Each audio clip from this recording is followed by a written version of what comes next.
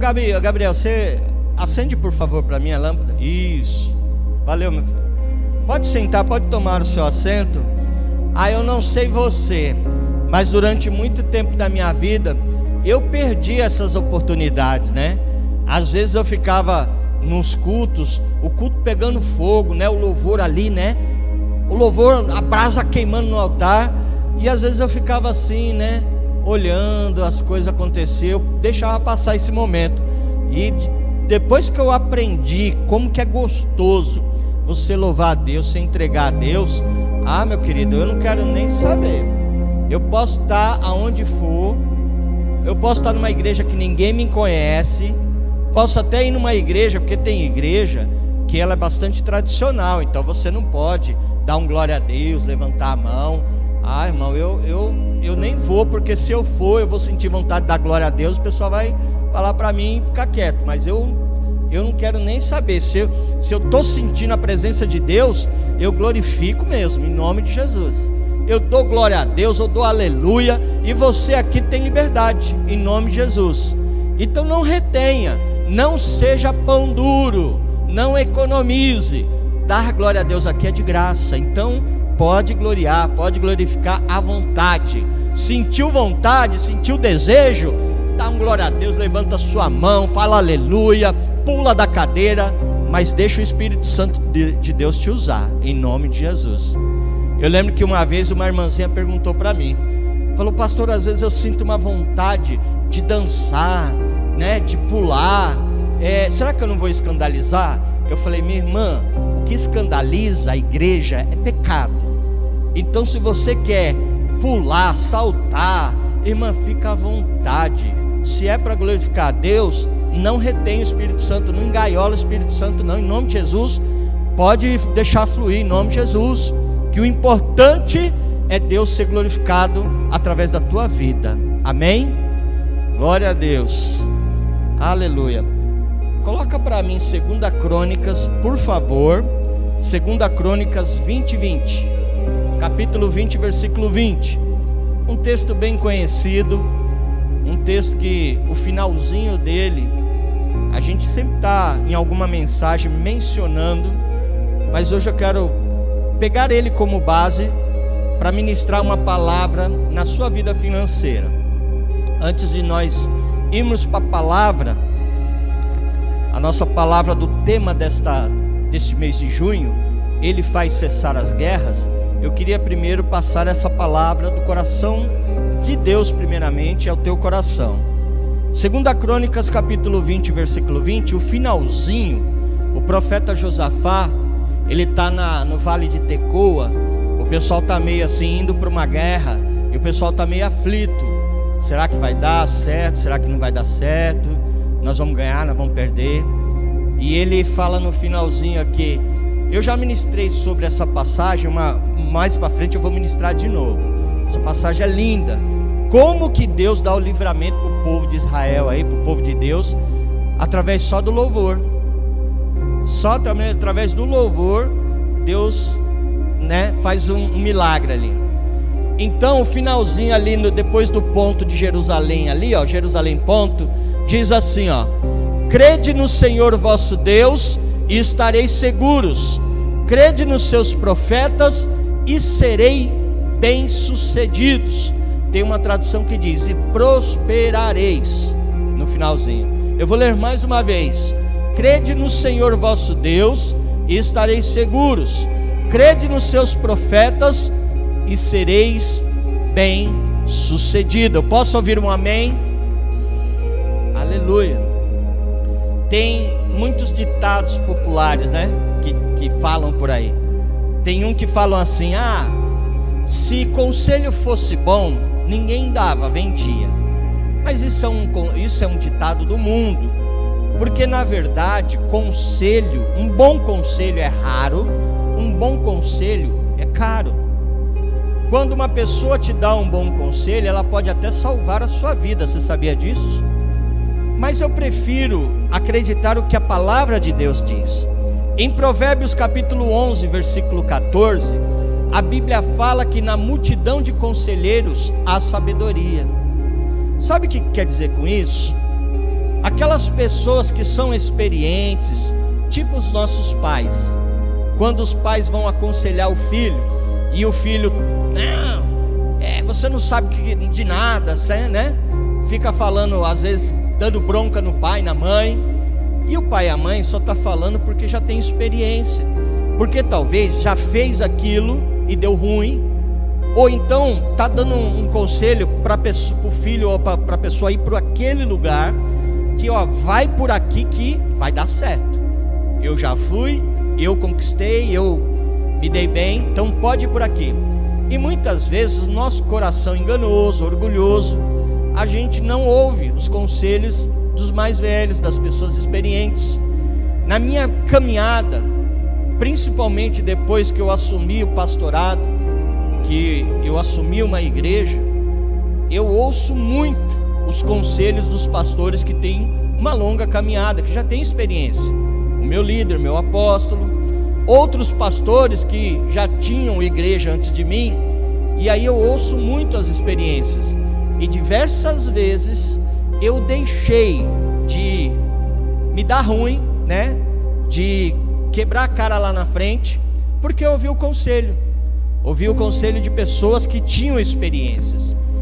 E ao longo dessa caminhada, cuidando de vidas de pessoas, a gente vê muitas pessoas agindo de algumas formas, e as histórias sempre se repetem, só muda os personagens, mas as histórias são sempre as mesmas. Por exemplo, quando a pessoa chega e fala: pastor, eu quero namorar ele, eu quero namorar ela, e a gente sabe que não vai dar certo. A gente olha e fala: mas meu Deus, é água e óleo, não se mistura, vai dar ruim esse namoro, esse relacionamento. Mas a pessoa insiste: pastor, mas ele é um gato, ela é uma gata. E aí você fala assim: cuidado que arranha, a gata arranha, né? Tem que tomar cuidado. Mas às vezes a pessoa, ela quer, não adianta, você fala, não adianta. E aí a pessoa namora, depois se frustra.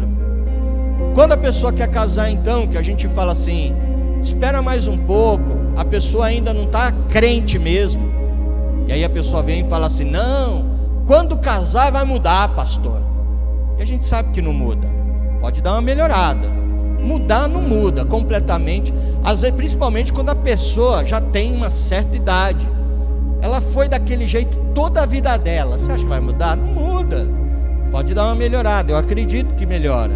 Principalmente se Jesus entrar no coração, a pessoa melhora bem. Mas tem certas coisas que a pessoa não muda, e você, às vezes, você pega a prova com a mão. A gente dá o conselho, e aí muitas pessoas falando sobre prosperidade, muitas pessoas não conseguem romper, não conseguem se dar bem. E nós estamos o tempo todo aqui ministrando no altar e falando sobre prosperidade, que prosperidade é a ausência de necessidade na nossa vida. Não quer dizer que você ser próspero significa que você tem que ter a melhor casa da sua rua, que o melhor carro tem que ser o seu, mais bonito, o top das galáxias. Não é isso. O que nós pregamos é a prosperidade em todas as áreas. Você ter uma saúde abençoada, principalmente nos dias de hoje, esses dias terríveis de pandemia. Hoje você ter uma boa saúde vale ouro. A saúde, você ter um casamento alinhado, ajustado, uma família na presença de Deus, você poder dizer assim: eu e minha casa servimos ao Senhor. Olha que bênção, isso é prosperidade. Você poder ter um emprego onde você se sustenta, não precisar ficar pedindo, né, ajuda para os outros. Você ter ali filhos obedientes e tementes a Deus, que te dão orgulho, não que te tiram um sono, que dão dor de cabeça. Sai e não volta, e você fala: meu Deus, onde que está esse menino? Onde está essa menina? Já tem um dia, 2 dias que não vem para casa. Aquela coisa de não dormir, e vai atrás e corre atrás. Isso daí não é prosperidade. E Deus tem o melhor para a vida de cada um de nós. E tem muita gente que não entende isso. Eu não entendia, né? Durante muito tempo eu fui mente fechada para isso. Mas no dia que eu me posicionei, no dia que eu tomei a decisão, os céus abriu, descortinou na minha vida. Eu já contei, teve uma vez que uma pessoa falou para mim assim: pastor, essas coisas que você conta aí é verdade? Claro que é verdade. Eu não vou mentir no altar de Deus, que senão Deus me fulmina aqui. Eu não vou ficar contando mentira ou história da carochinha. Quando eu falo uma coisa, aconteceu mesmo. Quando eu falo, ainda mais que eu tenho ali duas testemunhas, meu cunhado e minha cunhada, que são da minha família, e muitas coisas eles participaram, eles vivenciaram com a gente. Então assim, nós passamos épocas de vacas magras, mas a culpa era minha. Eu, como sacerdote da casa, eu não me posicionava. E aí a gente tinha, todo mundo lá em casa tinha que sofrer por causa do meu posicionamento, que era falho. Nós, quando eu conto assim que a gente pegava um ônibus e usava um bilhete, e na época, eu não sei quantas integração é hoje, mas na época você tinha direito a usar 4 passagens. Então nós éramos em 4. Aí passava um, dava o bilhete pela janela, passava o outro, dava o bilhete pela janela, passava o outro, para ir para a igreja e depois para voltar, a mesma coisa. Quantas vezes eu e a Natália fomos e voltamos andando da nossa casa, que não é perto da igreja lá em São Miguel, a gente foi e voltou andando, porque não tinha dinheiro para condução. Aí a gente tinha que ir e voltar andando. Quantas vezes eu e ela já fizemos isso? Quantas vezes passando assim um aperto, e para a glória de Deus, hoje Deus deu um carro para nós. Glória a Deus por isso. Sabe? É velhinho, não é novo ainda, mas está pago, é nosso. Glória a Deus. E nos leva para onde a gente quiser. Glória a Deus por isso. Eu pagava aluguel, Deus deu uma casa para nós. Hoje eu saí do aluguel. Glória a Deus. É bendito a vocês que não pagam aluguel, que quem paga sabe como é que é duro, como é que é difícil. Então glória a Deus. Tudo isso aconteceu na minha vida, na área espiritual. Tudo rompeu no dia em que eu me posicionei. Aí as coisas aconteceram. Mas enquanto eu não me posicionei, as coisas, eu só patinava. Então entenda que não adianta você chegar assim lá no quintal, né? Quem tem um lugar para plantar, você chegar lá na terra e você começar a gritar, pular, sapatear e dizer: cresça, né? Produza, dê fruto. Não vai, se você ficar gritando, não vai acontecer nada. O que nós temos que fazer? Ir lá e semear. A hora que eu semeio, vai dar fruto. Se eu pôr a semente, vai dar fruto. No reino de Deus é assim também. Quando eu semeio no reino de Deus, o fruto vem em nome de Jesus. Acontece. É inevitável. As coisas acontecem. Domingo eu quero contar um testemunho, que para mim o tempo já deu aqui desta parte, mas eu quero contar um testemunho para vocês verem como que Deus ele vai lá e abre as janelas do céu, ele abre portas para as pessoas que são fiéis. Eu quero contar um testemunho que não é meu, é da minha filha, e para você ver como Deus ele é maravilhoso e ele não despede ninguém no prejuízo da fé. Quando a gente se posiciona, a gente fala: não, verdadeiramente eu vou honrar o Senhor. Deus ele é maravilhoso. Aqui, graças a Deus, a gente tem vários testemunhos. Aqui nós temos pessoas que começaram, a gente viu como chegou na igreja, e nós estamos vendo onde Deus está levando essas pessoas. E glória a Deus por isso. Aleluia, pela vida de cada um de vocês. Eli, em nome de Jesus, eu quero profetizar que você vai lá para Israel com a gente, viu? Em nome de Jesus. Você vai, eu estou profetizando na tua vida, você vai, em nome de Jesus, você vai estar com a gente lá em Israel, para a glória de Deus, tá? Senti agora de falar isso para você, e você vai, em nome de Jesus. Glória a Deus, você vai viver um tempo maravilhoso lá, para a glória de Deus. Sim, se prepara para ficar uns dias dormindo sozinho, porque a tua mulher vai para lá, em nome de Jesus. Aleluia. Glória a Deus. Eu queria orar por cada um de vocês. Vamos ficar de pé mais uma vez? E aí, eu coloquei ali para você entregar sua oferta, seu dízimo, sua primícia.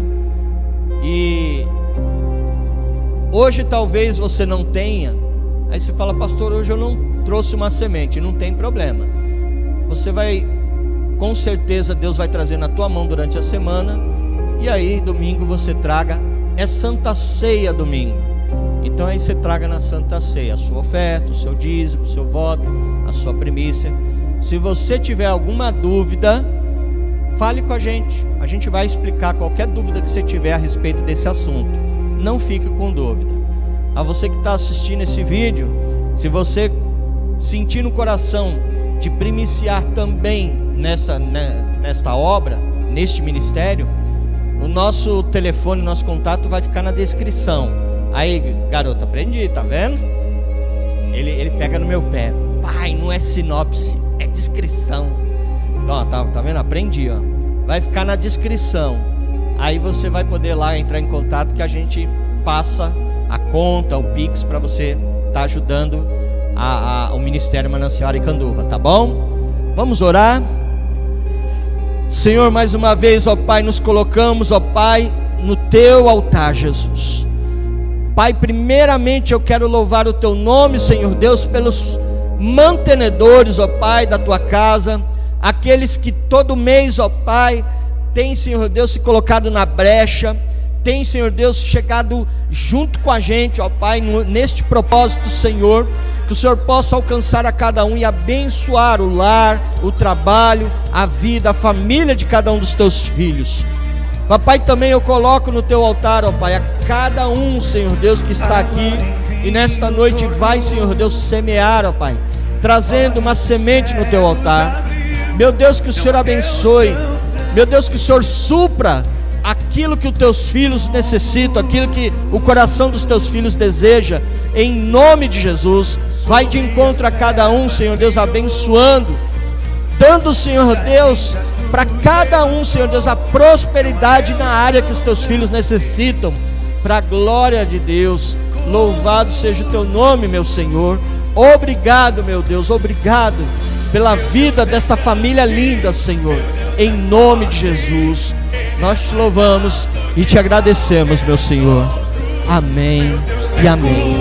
Você que deseja pode vir. Caso você queira ofertar na maquininha, nós temos a maquininha também para passar o cartão, tá bom?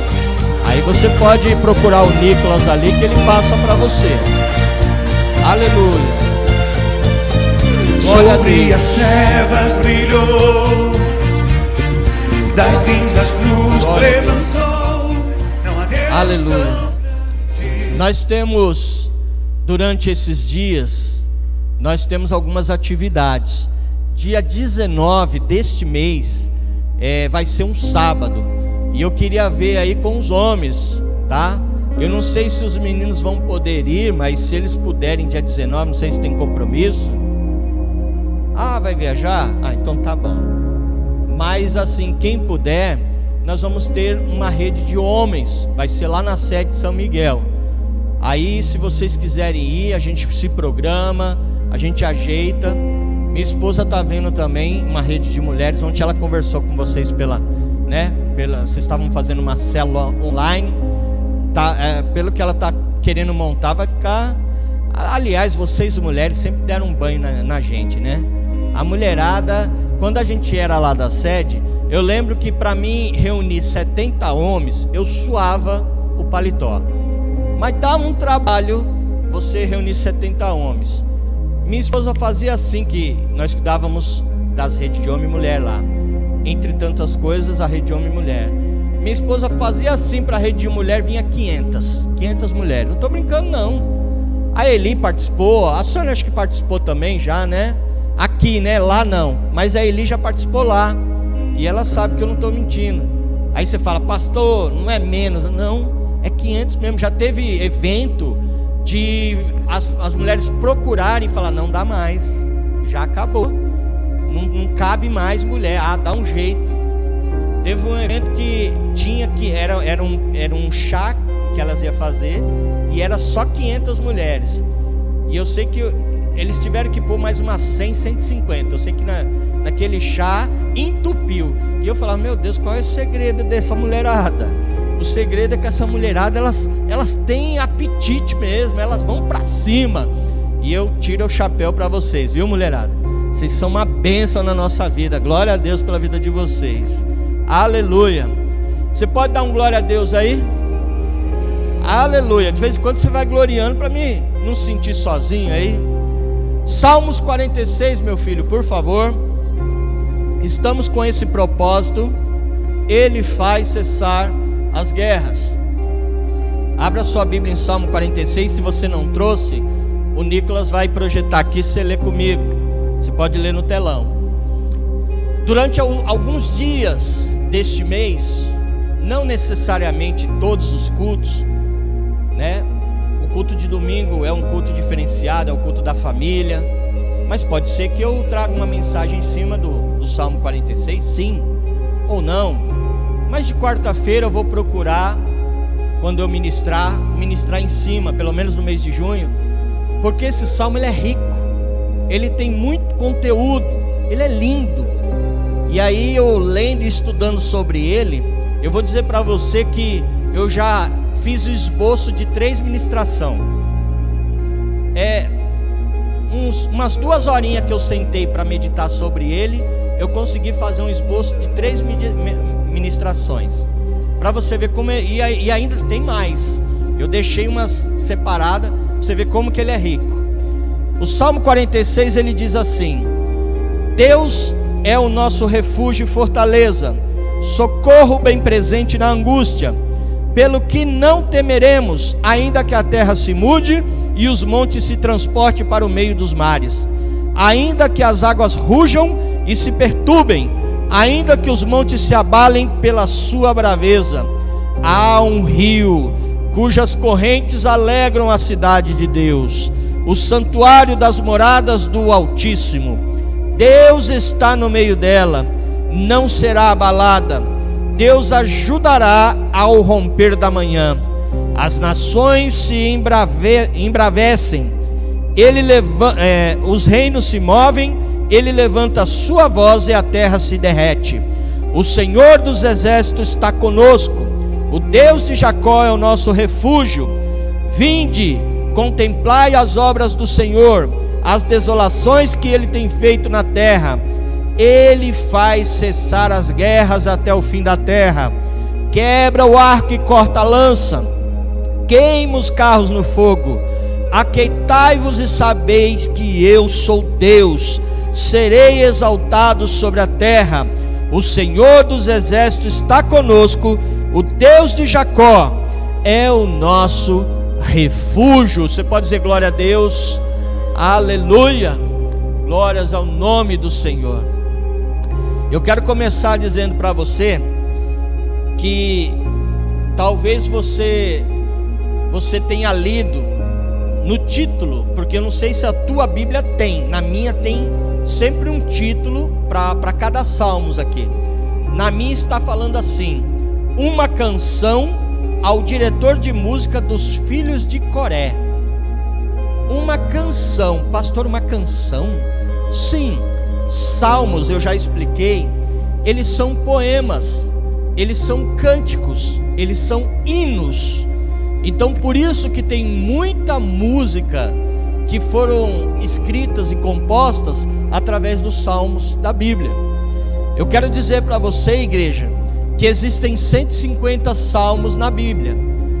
A maioria, a grande maioria destes salmos, quem escreveu foi o rei Davi. Os outros salmos têm diversos autores, vários autores escreveram o restante dos salmos. E do Salmo 42 até o 49, se você depois em casa folhear, você vai perceber que todos esses, do 42 ao 49, foram escritos por esses filhos de Coré. Pastor, quem foi esses filhos de Coré? Quem eram esses filhos de Coré? Os filhos de Coré, para começar, quem era Coré? Aí você vai entender quem é os filhos. Coré era um levita da casa de Coate, e Coré, ele era primo do profeta Moisés. Coré, a sua história não foi muito boa, porque talvez você assistiu os 10 mandamentos quando passou na televisão. Você vai lembrar de Coré, Datã e Abirã. eles eram tudo do contra, era parente de Moisés, mas eles toda hora reclamavam, estavam de testa com o profeta Moisés. Tudo eles faziam ao contrário, questionavam. Você já teve algum irmão, algum amigo assim desse jeito? Que você quer fazer as coisas e a pessoa, parece que a pessoa faz parte daquela banda, né, de pagode chamada Só Para Contrariar. A pessoa, ela pega e tudo ao contrário. Você leva essa pessoa para um restaurante, aí você fala assim: eu quero um filé. Ela diz: eu quero um contra filé. É tudo do contra. Parece incrível. Coreia era assim. Talvez você lembre da história. Em Números capítulo 16, a história dele foi ruim, toda a história dele. E o final dele em Números capítulo 16 foi terrível. Ali ele, junto com Datã, Abirã e mais 250 homens, Coré faz uma rebelião, um motim contra o profeta Moisés. E Deus ali abre o chão, literalmente, engole todos eles. Literalmente engole e depois fecha de novo o chão. Então os filhos de Coré são os descendentes dele, são os filhos que nasceram depois, porque Deus poupou alguns, não era todos do contra. Existia na família de Coré pessoas boas. Então os que sobraram deram continuidade à linhagem de Coré. Então esses aqui no tempo aqui de Salmos, do tempo dos Salmos, são os filhos que eram descendentes de Coré. Agora você já sabe, aleluia, você não vai para a glória sem saber disso, aleluia. E diversas pregações e canções, elas foram compostas com bases na promessa e no conforto desses Salmos 46. Inclusive, alguns historiadores da Bíblia Sagrada, alguns estudiosos, eles dizem que este salmo serviu como base, como inspiração para Martinho Lutero compor o clássico dele, né? Que é Castelo Forte. Ele se inspirou no Salmo 46 para ele compor Castelo Forte. Muita gente aqui nem sabe que música é, mas é uma música do cantor cristão. Depois você procura na internet e você vai ver. Uma música bonita. O Salmos 46, igreja, é um salmo de fé. Amém? É um salmo de fé. Ele é um hino que fala da segurança, a segurança que o povo de Deus, eles tiveram ali desfrutando dessa segurança em meio às guerras que eles travavam, principalmente uma em especial que eu vou explicar para você.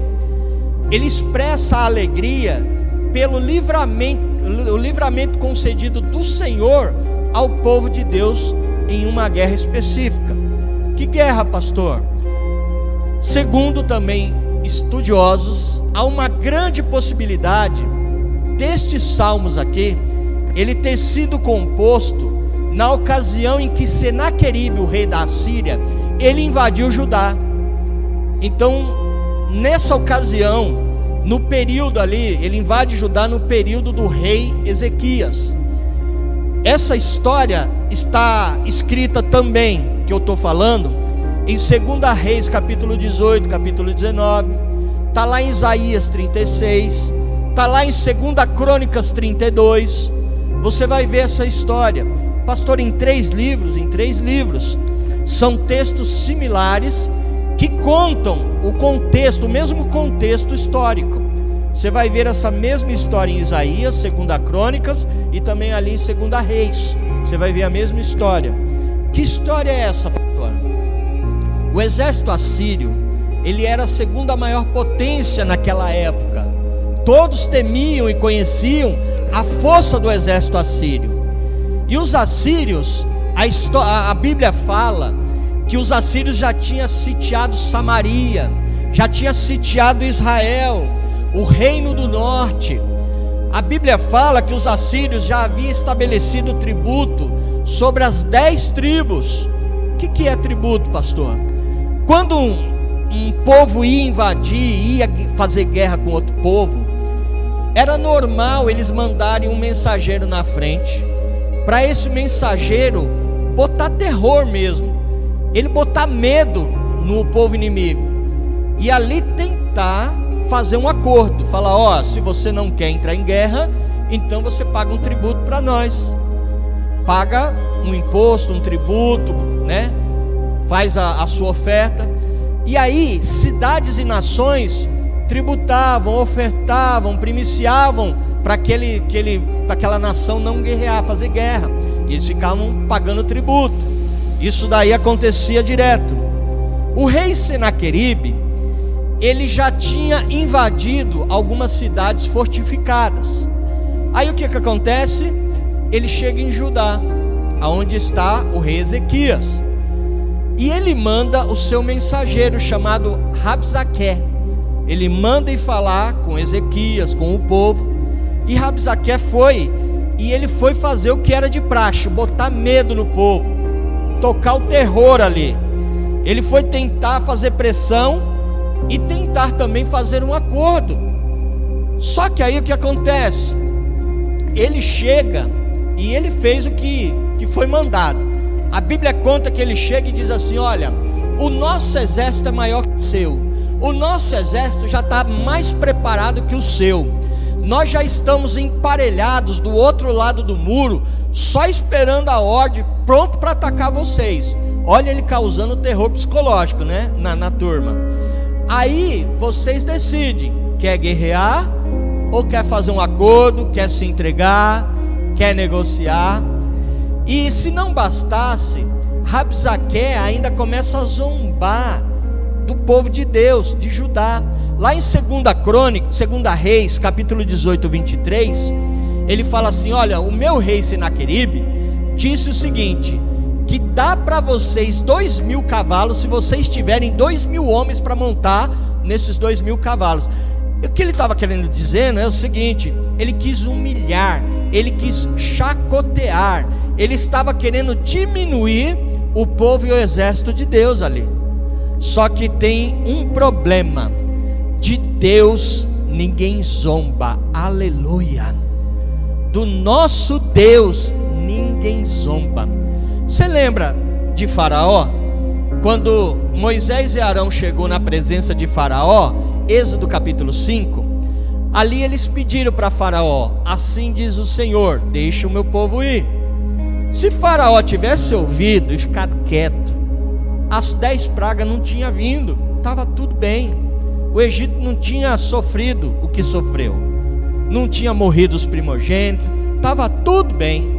Só que no versículo 2 de Êxodo capítulo 5, Faraó cai na besteira de confrontar Deus.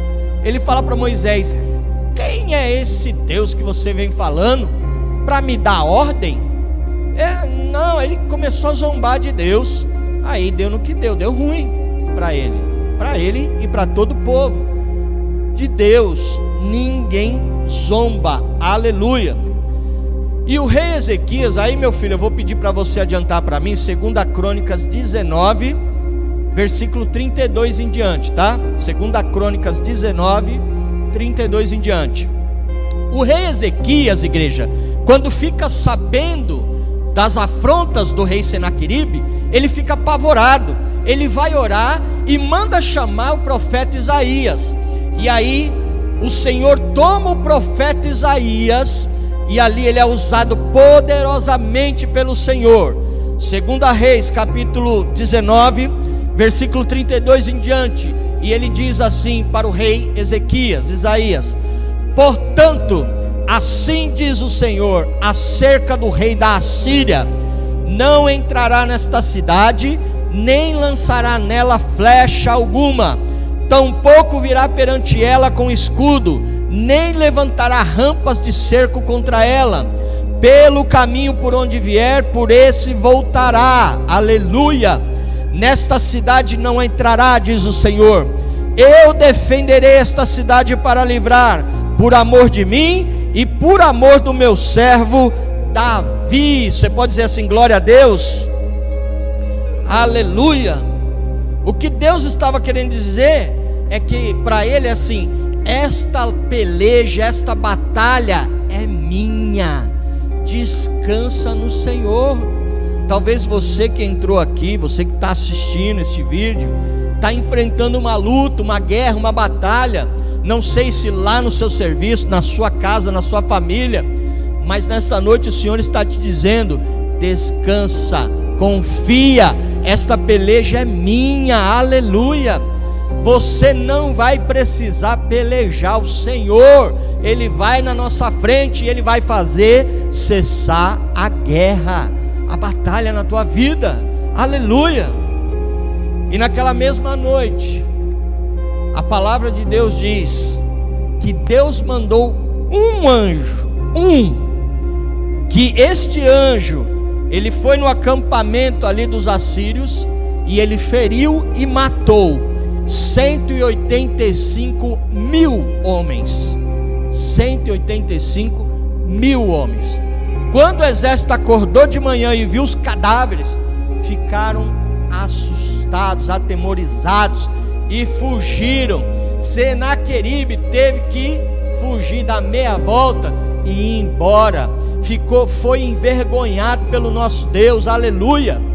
E sabe o que aconteceu? A profecia de Isaías aqui se cumpriu, porque quando ele chegou na sua cidade, lá em Nínive, ele voltou para Nínive, e quando ele chegou lá, a Bíblia fala que ele foi orar no templo do Deus dele lá. Enquanto ele estava orando, os 2 filhos dele foi lá e matou ele.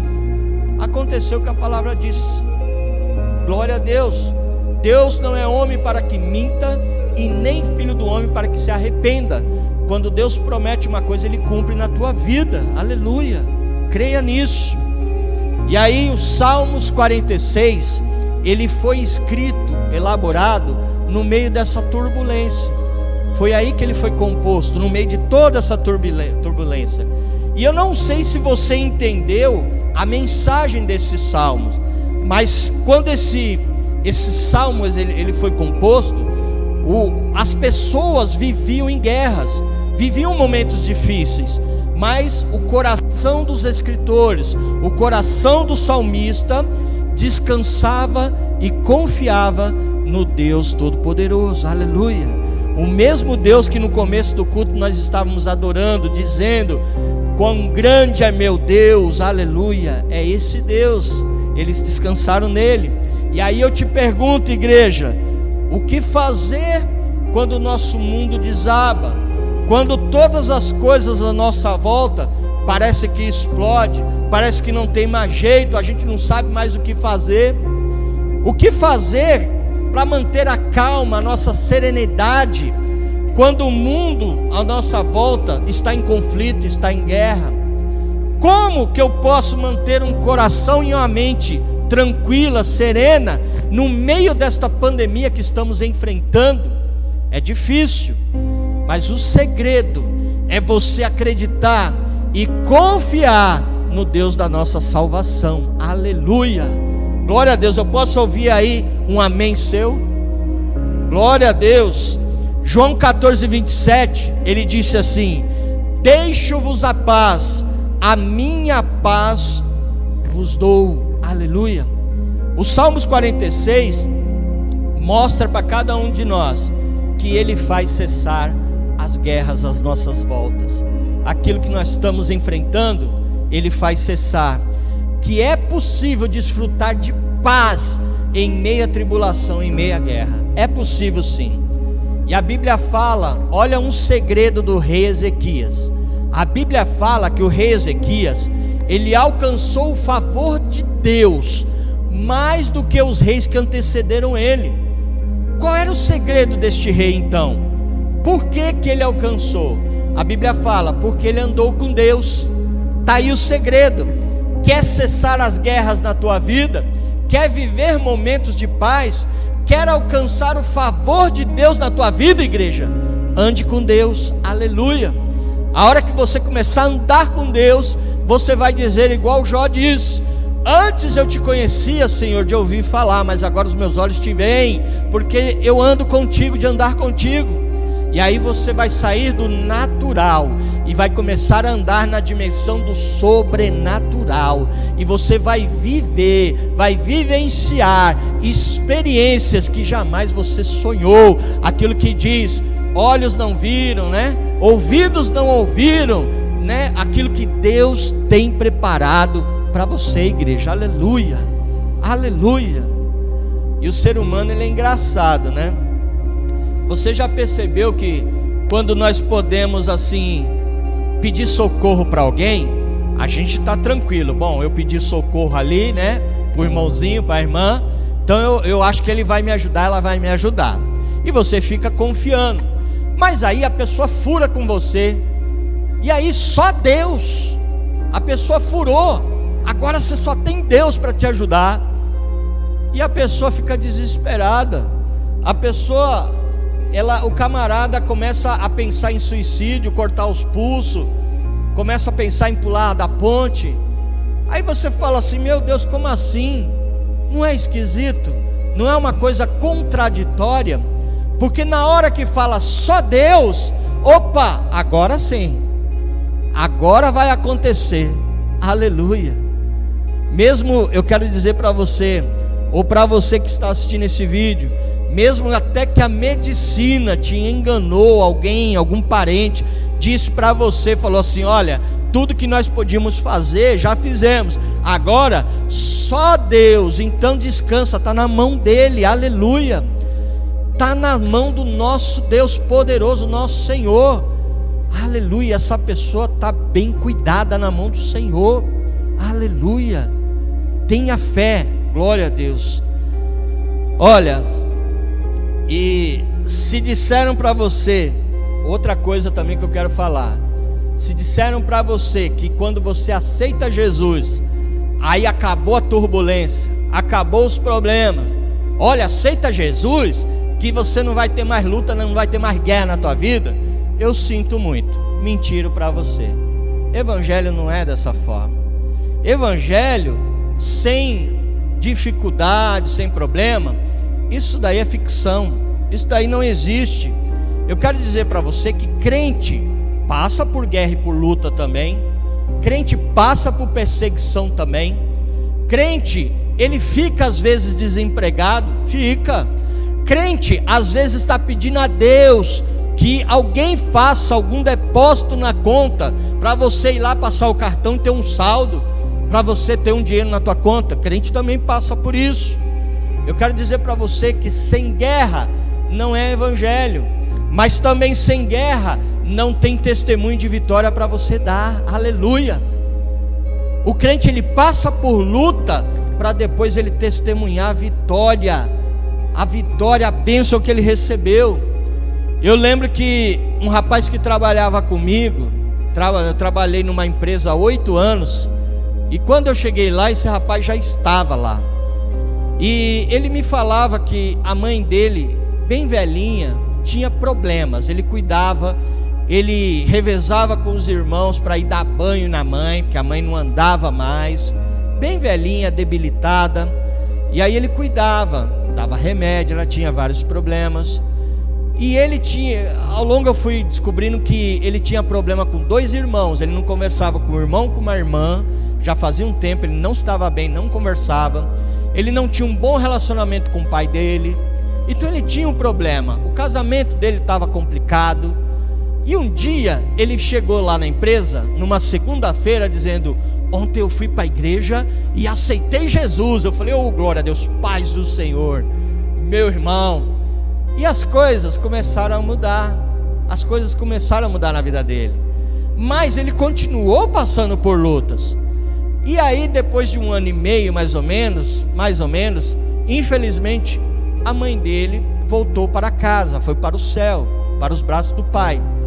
E eu me lembro que ele chegou assim, com os olhos lacrimejando, e disse assim: ô Júlio, por que Deus fez isso comigo? Eu falei: mas o que, meu querido?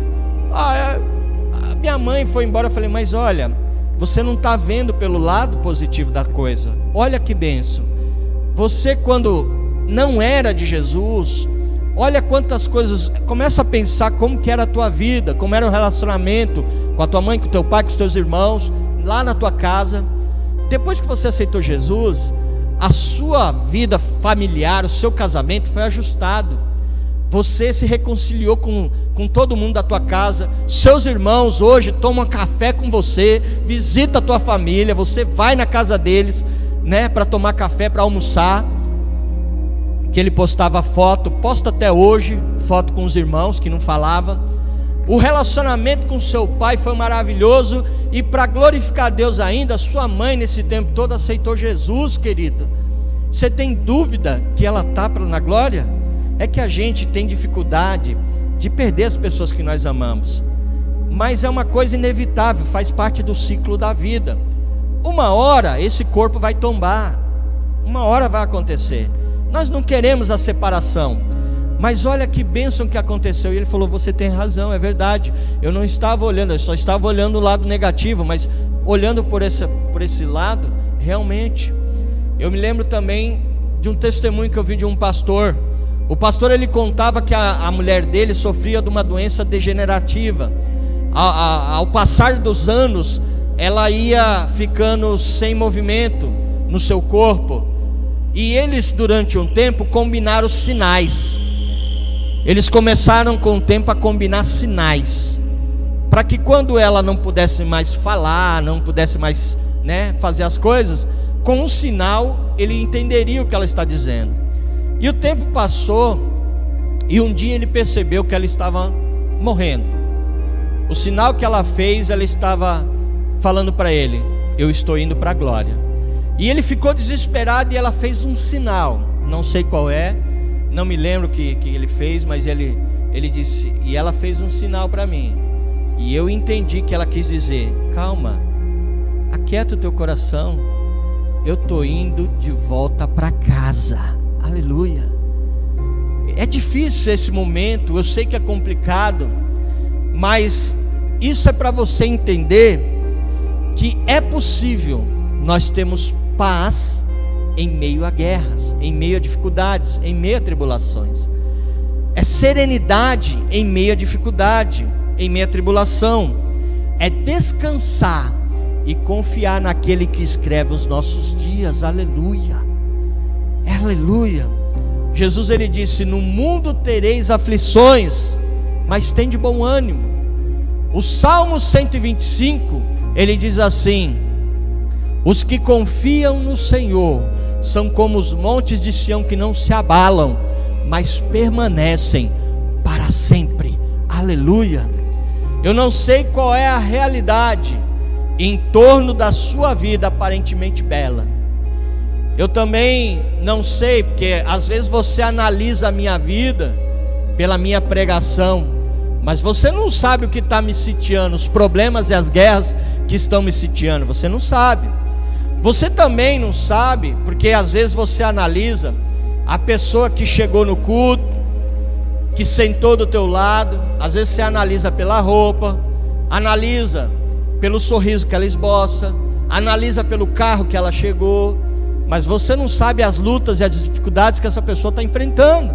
Só ela e Deus sabe. Aleluia.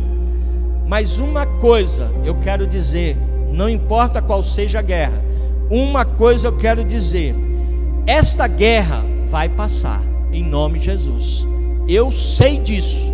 Uma coisa nós temos certeza: Deus, ele é o nosso abrigo, o nosso refúgio, o nosso socorro, bem presente no meio da tribulação. Não é presente não, é bem presente. Significa presença contínua, estabilidade, segurança. Aleluia.